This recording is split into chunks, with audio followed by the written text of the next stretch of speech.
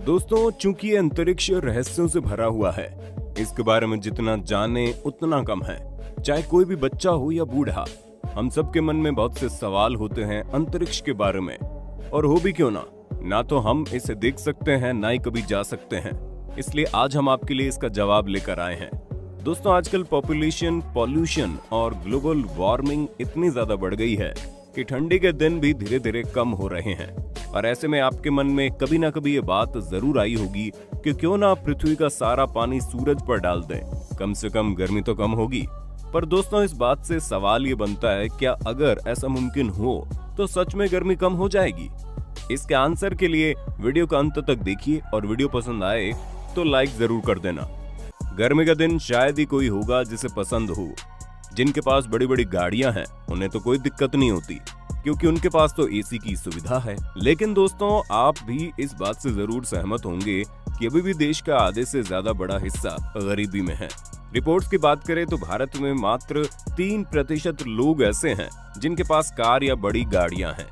मतलब कि अगर काट छांट करके देखा जाए तो दोस्तों, अभी भी देश की 80% आबादी ऐसी है जिसके पास कार की सुविधा नहीं है। और ऐसे में उनके लिए गर्मी बहुत बड़ी मुश्किल है। और उनके मन में यह सवाल आना भी लाजमी है कि क्या हो अगर पृथ्वी का सारा पानी उठाकर सूरज पर डाल दें। दोस्तों, बात सुनने में बेवकूफों जैसी लगती है क्योंकि ये नामुमकिन है। लेकिन अगर हम एक सेकंड के लिए ऐसे अज्यूम कर लें कि ये मुमकिन है और हम सारा पानी सूरज में डाल देंगे, तो एक सवाल और जन्म लेता है, ये कि हम पिएंगे क्या? आज इसी बात को जानने के लिए चलिए एक अंजप्शन करते हैं, ताकि हम अच्छी तरह से जान पाएं इसके रिजल्ट क्या क्या होंगे। दोस्तों, मान लीजिए हम इंसानों में भगवान ने इतनी शक्ति दे दी कि हम बिना पानी पिए रह सकते हैं, लेकिन इस गर्मी से जीवित नहीं रह सकते।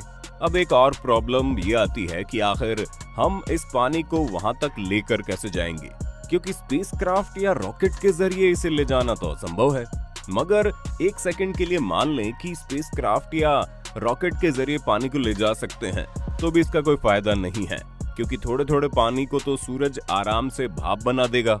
अगर हम दूसरा ऑप्शन देखें कि पृथ्वी के सबसे फास्ट एयरक्राफ्ट की, जो एक सेकंड में 100 किलोमीटर जा सकता है, और अगर हम इसमें एक बार में 1000 लीटर पानी भर के भी देखें, तो इसको सूरज के पास जाने में और वहां से वापस आने में लगभग 1 महीने का वक्त लग जाएगा। इसके साथ ही पृथ्वी में इतना ज्यादा पानी है कि इसे अगर हम वहां भेजना चाहें तो उसमें से हमें 4200 खरब सालों का समय लगेगा। और इतने सालों बाद तो दोस्तों खुद सूरज भी नहीं रहेगा। लेकिन हाँ दोस्तों, एक तरीका और है, वो है वॉर होल का। कह सकते हैं कि वॉर होल ब्रह्मांड में टनल होते हैं जो बहुत दूर दराज के इलाकों को आपस में जोड़ते हैं। साथ ही वॉर होल के जरिए जाने में हमें समय भी कम मिलता है। इसलिए अगर हम इस टनल का एक हिस्सा पृथ्वी के महासागरों से जोड़ दें और दूसरा हिस्सा सूर्य की सतह के ऊपर, तो सूर्य का गुरुत्वाकर्षण अपने आप ही उसे खींच लेगा। ऐसा करने के बाद पृथ्वी का पानी अपने आप ही सूरज के पास जाने लगेगा। पर दोस्तों, इस जरिए की एक दिक्कत है, क्योंकि हम एक्यूरेट समय तो बता नहीं सकते कि कितना वक्त लगेगा। लेकिन इस बात में कोई शक नहीं है कि ये कितना समय लेगा, और तब तक हम इंतजार नहीं कर सकते।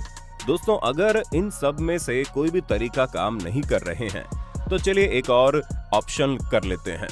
दोस्तों, मान लेते हैं भगवान ने हमें एक बाल्टी दी जिसमें पृथ्वी का सारा पानी आ गया और उसे सूर्य की ऊपरी सतह तक पहुंचा दिया।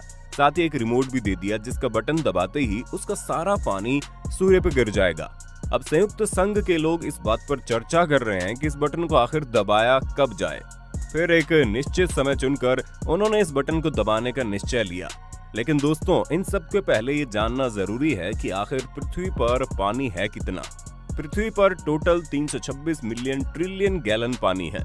अगर हम इसे अपनी लैंग्वेज में बोलें तो 1386 अरब लीटर पानी है, जिसमें से 97.5% पानी खारा है जो समुद्र और महासागरों में है। बाकी का बचा 2.5% पानी पीने लायक है। लेकिन इस 2.5% पानी में से 2.2% पानी बर्फ का बना हुआ है।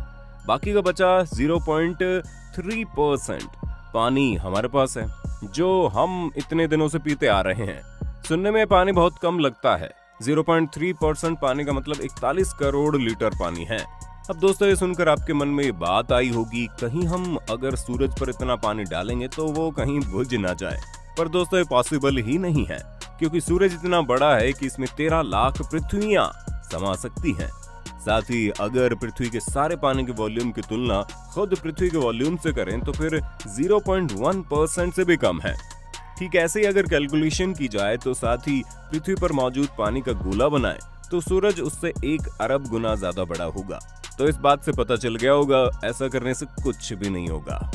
इतना कुछ अंजप्शन करने के बाद आप अब ये भी अंजप्शन कर लीजिए कि हम पृथ्वी के साथ बाकी के ग्रह जैसे कि चांद और धूमकेतु है, सबके पास पानी है, हम उनसे मदद ले सकते हैं।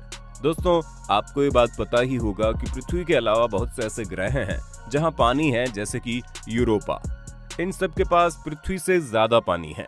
साथ ही ट्राइटोन, क्लैसेटियो और डियोन जैसे चांद भी हमारी मदद कर सकते हैं। साथ ही Mercury, Venus, Jupiter, Saturn, Neptune और प्लूटो में भी पानी है। अब दोस्तों आपके मन में विचार आया होगा कि अगर सब पर पानी है तो फिर सब पर लाइफ क्यों नहीं है?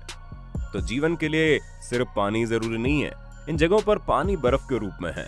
साथ ही कम तापमान और रेडिएशन जीवन को पनपने से रोकता है। अब आते हैं दोस्तों मुद्दे पर।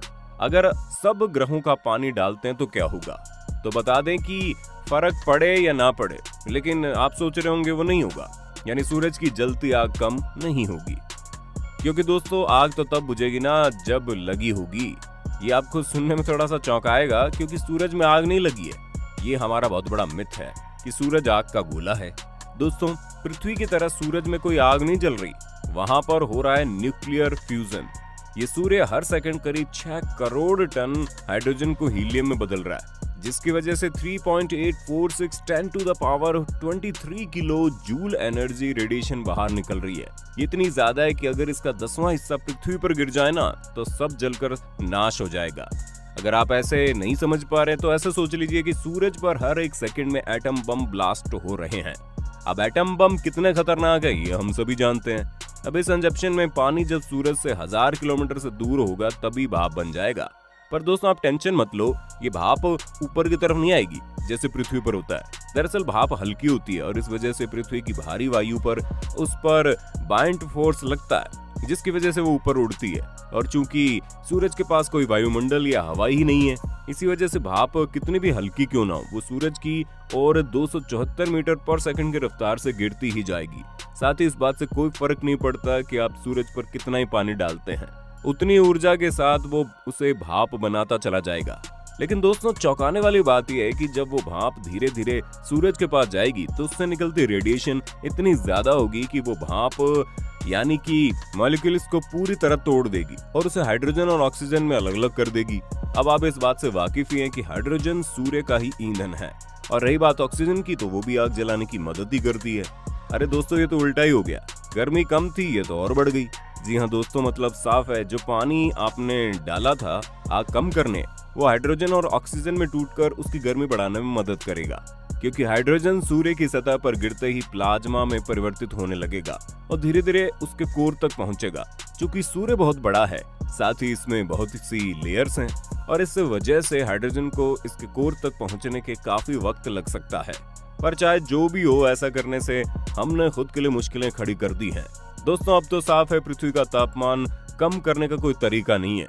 हम इतिहास की बात करें तो पहले के जमाने में इतनी गर्मी नहीं होती थी, ये सब हमने खुद क्रिएट किया है।